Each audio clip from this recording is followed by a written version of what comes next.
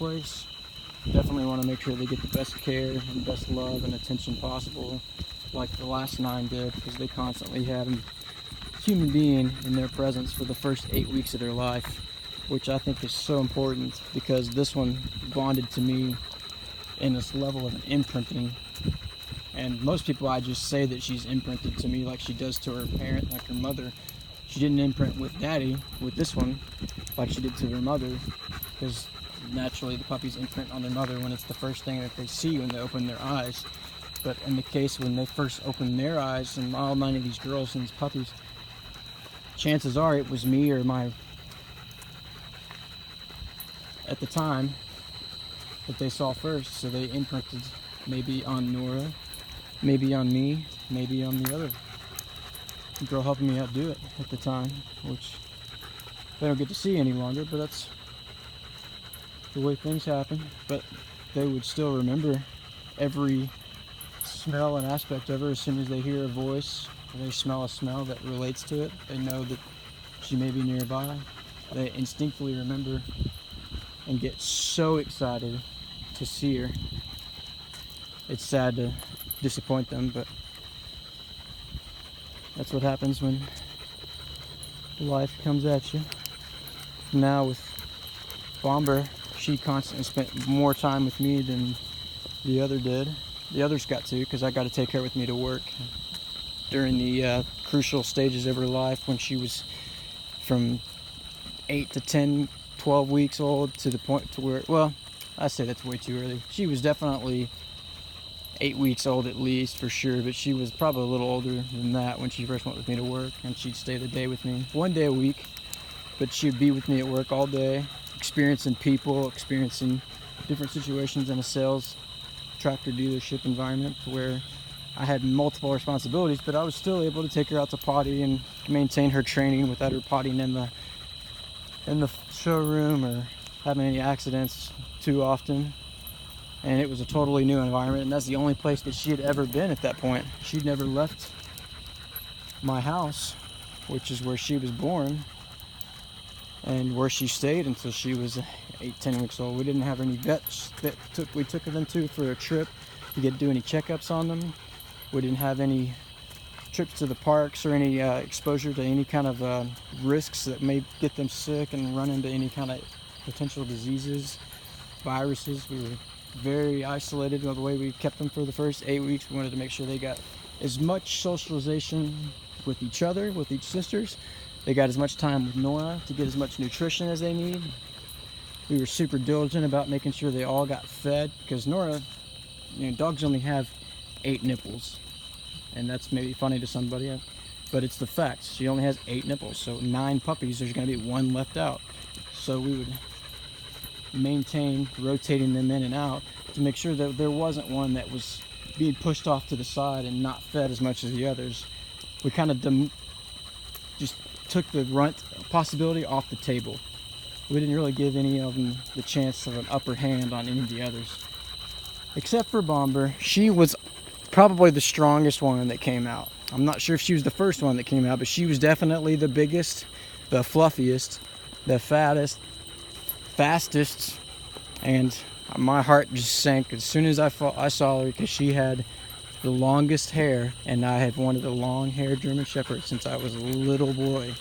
And despite having mostly the sable shepherds most of my life, I was so excited to see this all black one without any other coloring except for the socks on her feet and in her little belly.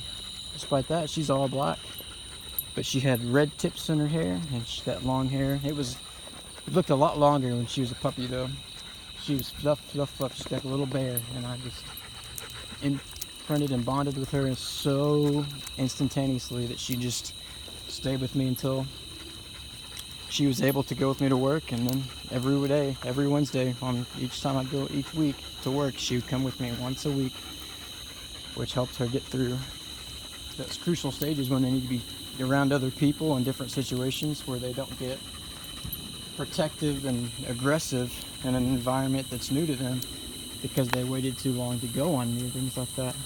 I think that I could have always taken her to other places and more places, but working full-time, wife working full-time, having 9 other puppies to not only feed and monitor, take care of, and find owners that were truly going to be as loving and care about them as much as we cared about ours and them.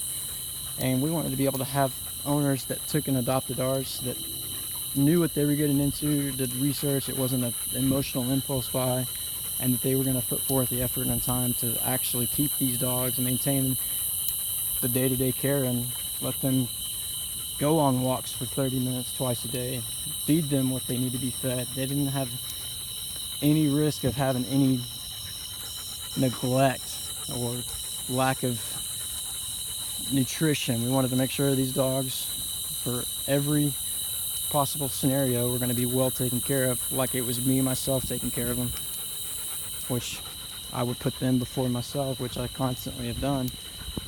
Maybe that's a mistake to many of you out there. I don't feel like it has been on everything, but these dogs are my family, and that's how I feel about them. Doesn't mean I'm totally head over heels in love with my dogs, or I don't have any interest in a life with people.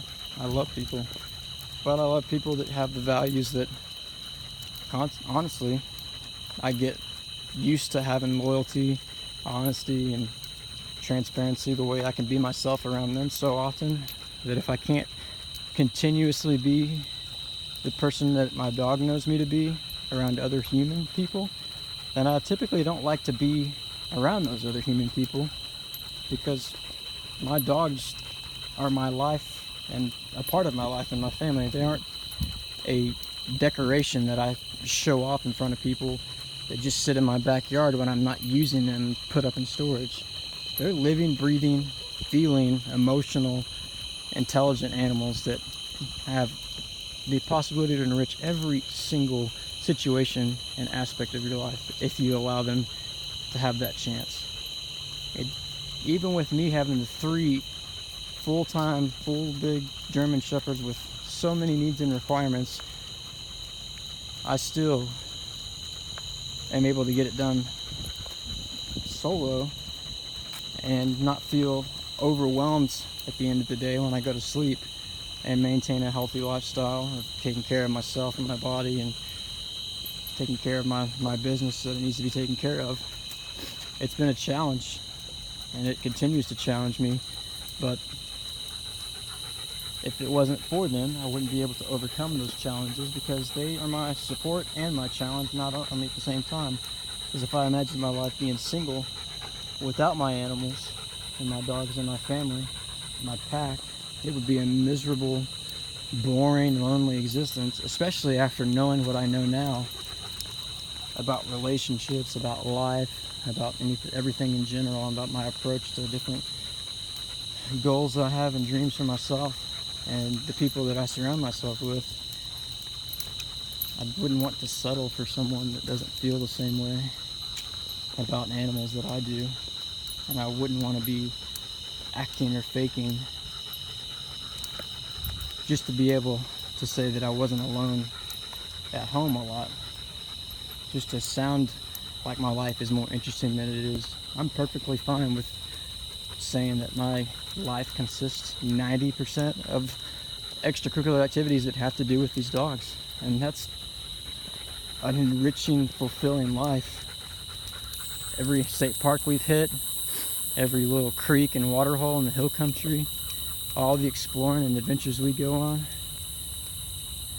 has been made a truly memorable and enjoyable experience by watching them enjoy and experience it. I don't get to do all the things I probably would have done when I was a little younger as much as I would like to, just because I have to make sure that these guys are taken care of and not going to get hurt or put in danger in any form or fashion. But it doesn't take much effort to do so once you know what you're doing, and they have a routine that they're used to, and they know that you are the master and you are the alpha, and you maintain that sense of confidence with them at all times, so they know they can trust you to make good decisions for the entire family.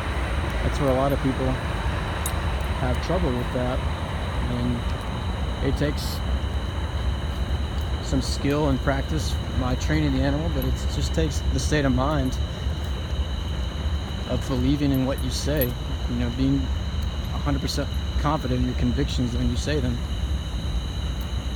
And if you know something that's coming out of your mouth is not truly you or authentic, it's easy for them to sense that. They have a sixth sense about people. They know. If you don't believe it, then you can't fake it on them.